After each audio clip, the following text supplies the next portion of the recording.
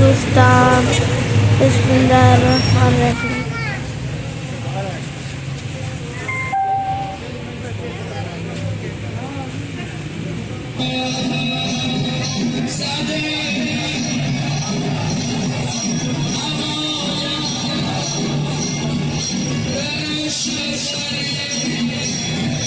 إن الحسین مصباح الهدى و سفینة النجات. حسین چراغ هدایت است و کشتی نجات است.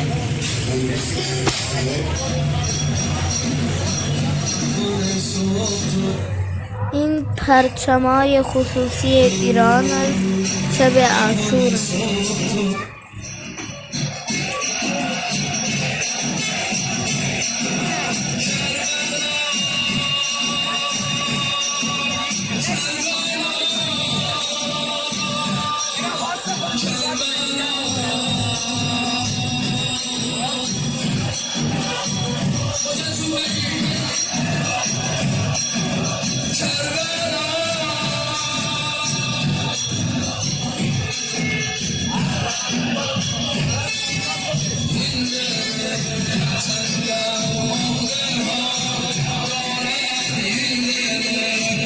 این چه شورش است در فلک عالم است.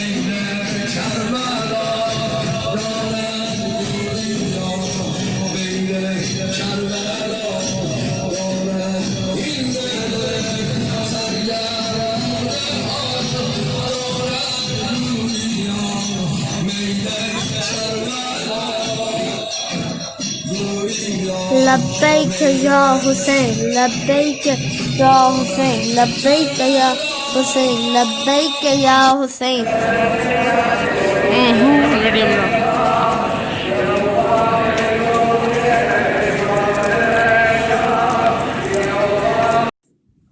روز عاشور تمام شده، شام غریبا اومده. ما برگشتیم خانه، شمع زدیم. به یاد شهدا شمع روشن شده.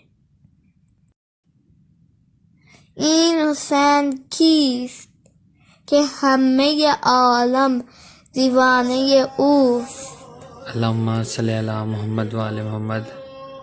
آج ہم نے شہداء کی یاد میں شمع جلائی ہیں، شام غریبہ ہیں.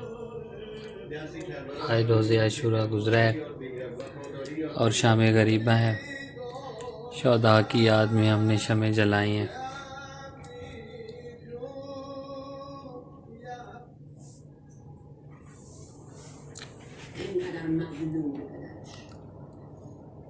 اللهم صل علی محمد و آل محمد و عجل فرجا. چنل منو سابسکرایب بکن.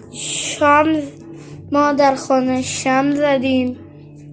خانه ما حیات است.